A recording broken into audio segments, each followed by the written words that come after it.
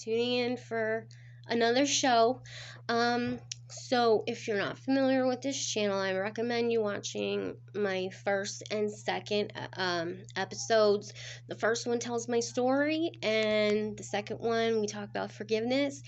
And just to quick give a rundown of what this channel is about, it is about turning victims into survivors. Any type of sexual abuse, physical abuse, sexual assault, physical assault, any type of traumatic event, terrifying event that you've witnessed or you were a part of, this channel, I am hoping, will help you. So I guess like what I'm saying is, as I heal, I'm actually healing with you. So I'm learning as I go. I'm just sharing with you along the way. So if you want to comment, I'll read the comments on air. If you want me to, you just have to specify that. Like if you want them on air, go ahead and say that. If you don't want your name, just say anonymous. If you just want to comment to me and want me to talk about something, that's great. We could do that. But today I'm not really feeling so good. This morning I kind of had a little bit of a bad day. I woke up,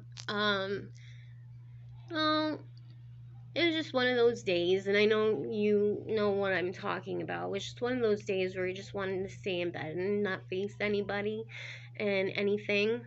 And instead, I knew I had to get up because I live in a sober house and we have to do chores and we have to, have AM peer group. And on the weekends, it's at 10 a.m.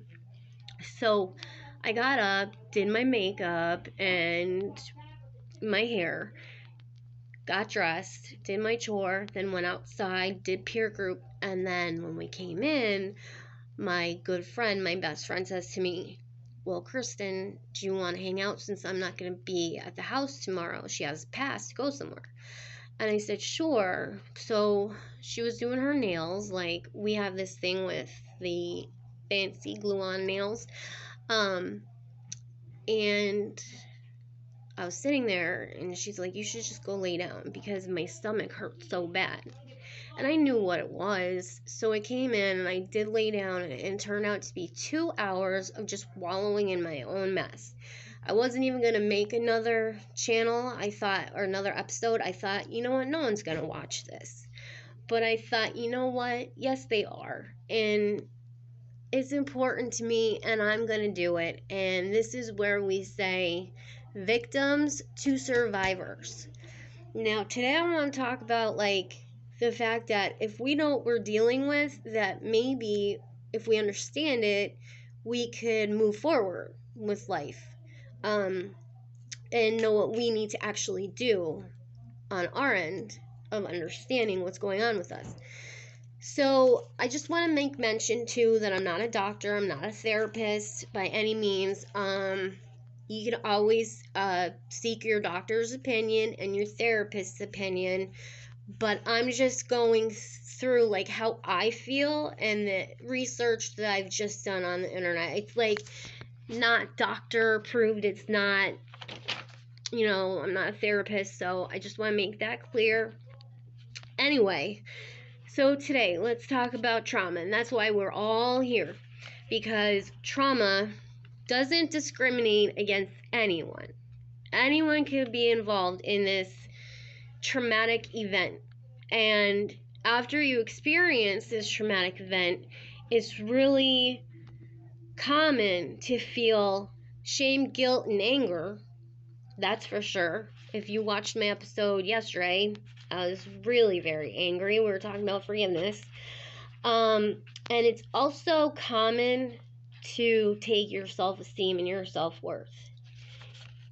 That's a big one. For me, I know when this happened to me, and just bear with me because sometimes when I talk about my story, it's not good. So, I tend to flashback still. So I know you guys understand. So just bear with me. But when this happened to me, I was also in jail, and I didn't have any support, and I don't have a family. So I was in jail, and my self-esteem and my self-worth were just taken right from me. And this girl, I allowed her to take all of that from me. And I got these weird, crazy thoughts, like, you know, boys usually pick me up by the line of, you have such beautiful brown eyes. And I guess I was thinking, oh yeah, no, that's not gonna happen. Because my eye was very ugly. But anyway, my self-worth, my self-confidence was way down in the gutter. So when I got out, I was living with my boyfriend's ex-wife. I know that sounds crazy, and it is, but we get along as much as we have to. But she did not know how to handle me, and I didn't know how to handle myself. Really, I didn't know what was going on, how to be in society after jail, number one. But number two, how to be in society after jail after having this major life upheaval, like this major life change happen where I'm more than half blind. So I go to her and I'm trying to talk to her. She's a big one about like changing the subject on you, gaslighting. So I got fed up and I was like, I need to make a therapist appointment, which I did. I went up. I forget the name of the place, but anyway, I went up there and I seen the doctor, and then I saw the therapist, and I made sure they both knew I was not okay. Like, I had suicidal ideation. So they put me in the hospital, and I'm going to tell you, I did not know myself at all. I didn't even know what to order as far as food goes. I was scared to talk to the doctors. I was scared to talk to the nurses. I was scared of the patients. I didn't even want to be around them. And I had to be. I had to do groups with them, and I had to do art therapy with them. And it was very hard. I had to eat with them. You couldn't eat in your room. They let me like once or twice, but you can't do that. So anyway, my self-esteem was way down here. Then I went to rehab, and that toughened me up a little bit, but it was terrible. They definitely took advantage of me while I was there. Then we have where I'm at now. I can't mention the name, but I'm at a halfway house, and it's sober living, and it's great. And it has brought my self-esteem from here to all the way up here. So I think that's great. So with that being said, it's a very common thing to have your self-worth taken away, but we're going to build that back up. I'm sorry, I don't know how to hold the camera. Maybe if I take my charger off. Okay. That's better. Okay. So, getting back to trauma. Do you know that there's 4 stages of trauma? I did not know that, but I guess we're going to find out. So the first one is stabilization and safety. Yes, I'm reading from a paper. I took some notes yesterday. Stabilization and safety, that's an easy one. That's the first thing that we do. We withdraw from others, and that's normal. That is a survival mechanism that we do. It's fight or flight. It's survival skills at its best, and that's what we do. That's what any person would do. That's a human reaction, so that's to be expected. Now, you may feel anger, guilt, fear, and denial, as we've talked about in my last videos. I still feel some of them. It's hard to get past them. And it's normal to feel unsafe in your own body, with relationships, and the world. Now, for me, the world. I went out shopping yesterday to Walmart, and it was the worst experience of my life. There was way too many people there, just way too many loud noises. Like, just, I don't like anyone being to the side of me, to the right, or in the back of me to the right. I just don't like that right now, and I'm working through that. Especially I have a stick, and I will show that to you. I don't know if you can see it, but there you go. I showed it yesterday on our show. But okay, so it was very hard for me, and I just wanted to do that safety and stabilization. I needed that, and I did. I was in Walmart for maybe 20 minutes, and I did my best, but I had to go to the car. 20 minutes is very, very good for me. Very good for me. I'm starting to increase that. So if that's a problem with you, if you have like PTSD where you can't go any place with like a lot of people, just little bit by little bit, what's helped me is put yourself in an uncomfortable situation for maybe 5 minutes at a time. And then you'll work your way up to being able to tolerate that situation. Like if you go to a fair, I'm sure everyone would like to go to a fair, but if you have PTSD, say from the war, or any type of PTSD from the abuse that we're talking about, or this assaults we're talking about, anyone who's watching this channel, I know you have PTSD. So any one of us, that's who I'm talking about. If you put yourself in an uncomfortable situation for 5 minutes at a time, you'll be able to go to places like the fair, and you'll be able to go to your kids' graduations and parties and weddings and shopping in a normal store. So that's why I want to go over this stuff today, because I feel like if we know this information, maybe we can actually use it to our benefit. So we have stage number 2. Well, before we go on to stage number 2, it's important for me to mention that if you're having a hard time getting through number 1, and you're just not ready to accept what's happened, a therapist or a doctor would be able to help. I think that you should reach out to them, and they will help in what areas of the survival, safety, and support that you need. And now, number 2, as I said, it is processing the actual event, where you can talk about it without reliving it. That's the key part, where you can talk about it but not relive it.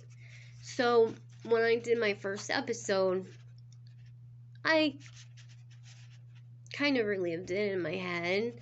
I mean, I know what happened, but I didn't relive it in the sense that I was crying or it affected me that bad that I couldn't. I've accepted what's happened to me. Like, I accept that I'm blind. And I think we all have to accept, okay, this happened to us. We can't rewind it. I mean, we can't go back. I wish we could. And this is something now that we have to deal with. But if we do it right, we can survive. We are survivors. We're not going to let those people bring us down. And we're not going to let those situations bring us down. We are going to be victims to survivors. No victims, survivors, right? Okay, so processing the actual event where you can talk about it. Now, we went over that. It's acceptance. It's hard. Again, a therapist can help you through that too. I just gave it some time. what I also found was traumatic events also affect the brain and how it works. It actually sends these uh, stress hormones throughout, and they can cause physical and emotional symptoms. Like it can increase it and stay like that. Like so, for people like us, they're constantly releasing and they're going and they're just building up. Now, number 3 is healing, which is wonderful. It's coping with and managing symptoms through therapy, like support groups, coping skills like bowling, all the fun stuff that they say, yoga, just name a few. That part I am waiting for because I'm ready to have my awakening where I can forgive this girl and just be able to just get over it and be at that part. And it's just I'm having such a hard time and I'm not sure why. I'm sorry if my phone is shaking really bad, but I am shaking really bad today. But anyway, yeah, it left me with such everlasting effects that I wish I could just erase, but unfortunately it's taking my body and my brain this long to get itself right again. That's why I believe in justice for these people. I'm definitely seeking justice against my assailant. If you can, I recommend that. That's a personal opinion. I'm not a doctor, therapist, lawyer, but inside it gives you a different feeling. It gives you like you're in control and it makes you feel like you're on solid ground. And if you can and you are thinking about it and you're not sure, I can't really say, but my opinion is do it. If you cannot press charges, watch the episode from yesterday's forgiveness. I won't get into all that now, but just remember, forgiveness is for you to experience this awakening, where you can heal and enjoy life again. So why have that person? You're not taking up headspace in their head. They don't care about us. I mean, my attack, she's not caring about me right now. She doesn't even care. And unfortunately, our abusers or our assailants don't care neither. Or if you're in the war, you can't help that. So forgiveness is something that you can forgive to yourself. And I recommend thinking about doing that and watching my story, my episode number 2. So the reason I'm talking about trauma again is to learn from it, and if we can learn about it, maybe we can actually heal about it. So following the growth and renewal. So as you heal, you may experience personal growth and a sense of renewal and long-term recovery. Post-traumatic stress disorder, PTSD, is a disorder in which a person has difficulty recovering after experiencing or witnessing a terrifying event. So as I mentioned earlier, any person who's ever witnessed or been in a terrifying event, whether it was a car accident, the war, abuse, assault, any type of terrifying situation, being robbed, any terrifying situation, that's who I'm shouting out to out there to really watch, and I'm hoping that my story and my healing through this will help you. So the post-traumatic stress disorder, again, it doesn't discriminate. It's sad that it happens and we're left with it, but it may last months to years, and triggers can bring back memories of the trauma. And triggers.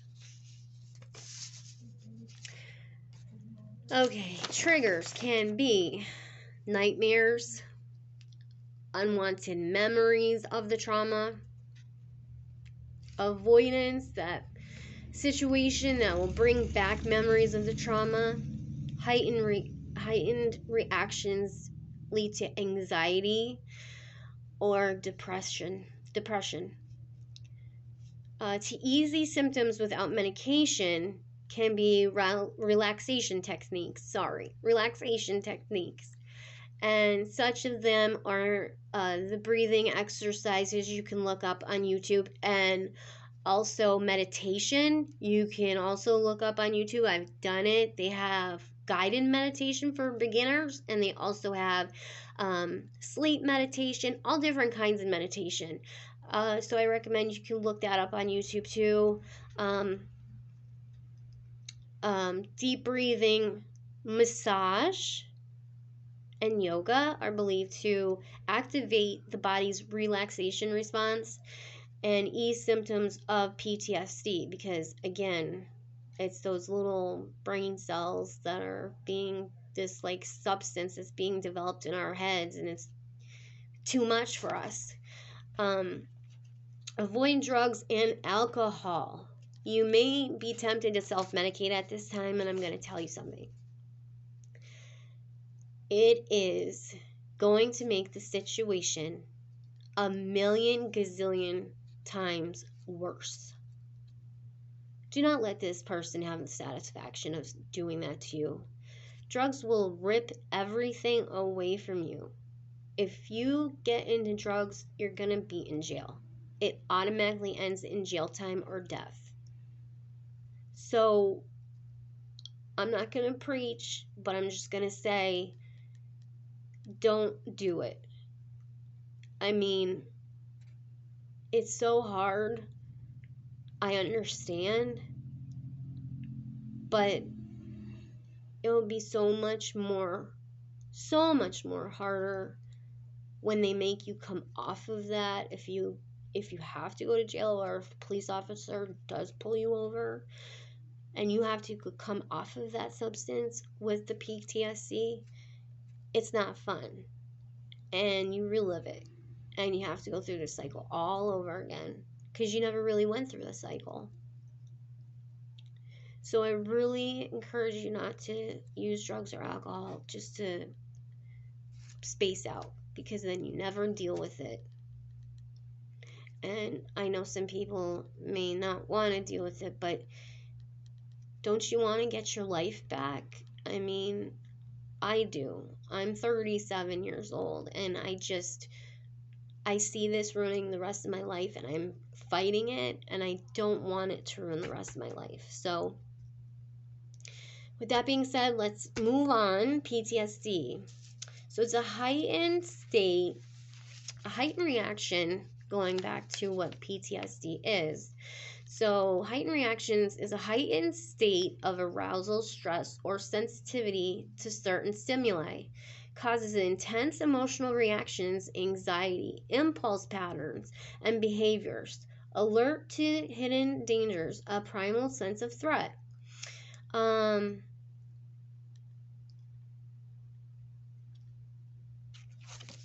Now, people with PTS often avoid everyone, places, sounds, and smells. Now, smells for me is a big one because I had an abusive relationship when I was 17, 18 years old with a guy. I can't mention his name, and he was severely abusive to me. Yeah, I'm not going to get into that, but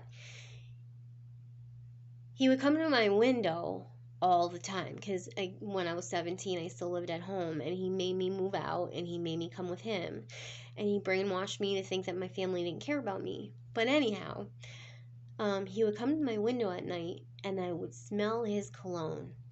Ugh, terrible. And when I got on bath salts after I got rid of him 5 years later, I started using drugs, and I started with bath salts. Well, I started with coke and then I started with bath salts, but they make you go crazy. So I was laying in bed one night and I smell his cologne. And I went to the window and I swear I saw him. But that smell for me is disgusting. And my boyfriend now, I tell him, do not get that cologne. It's disgusting. It will make me throw up. It will make me not want to be with you.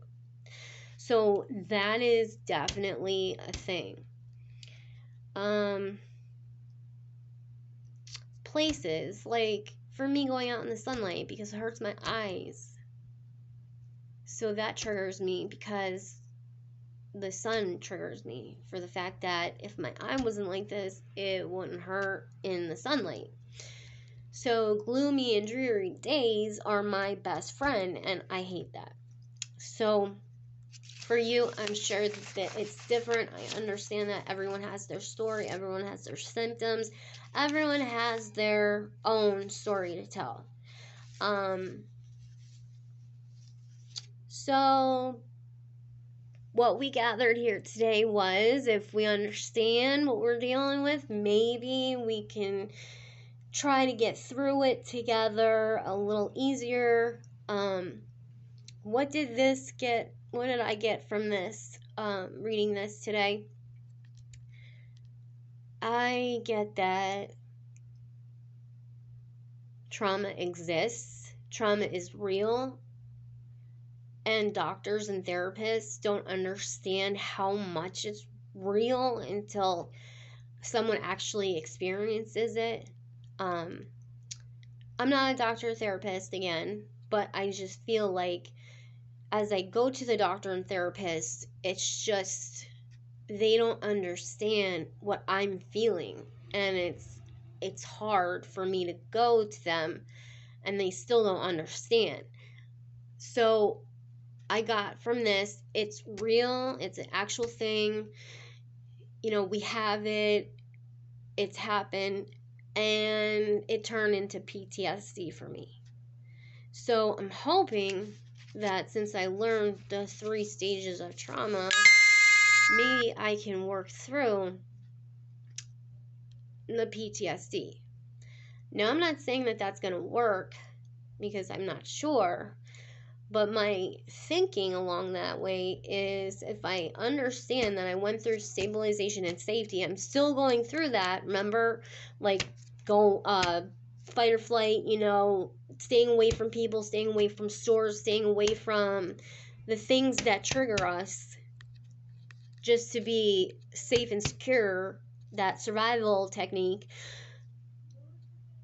I understand that I'm in that spot right now. Now, I didn't know that there was any other spot to go. I didn't know that there was other stages of it that should yet to become. So, I am looking forward to being able to set a goal, to set a short-term goal, to being able to achieve processing the event and accepting it.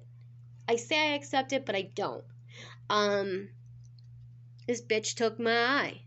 So what I'm going to say is, I have a very hard time accepting her, or accepting the event, and I have a very hard time forgiving her. So I'm still stuck on 1 and 2.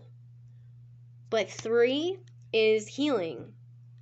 Personal growth, sense of renewal. I'm looking for that so bad. And I know it takes time, and I'm trying to work through it. I really am. And I hope this helps you guys out there today. I'm going to think about another subject, or maybe I'm just going to talk about how I feel one day, maybe. I don't know. But I told you I was working on my channel being a little bit longer, so it is today. And I just want to say thank you for watching. Again, I'm not a doctor, I'm not a therapist, but it's victims to survivors. We are not going to let them win. We are the survivors. We are going to do great things. That's what I believe, and that's what we are going to do. Okay, so, and again, I'm not a doctor or therapist, but I'm Kristen Ponser, and I am out. Have a good day. Bye.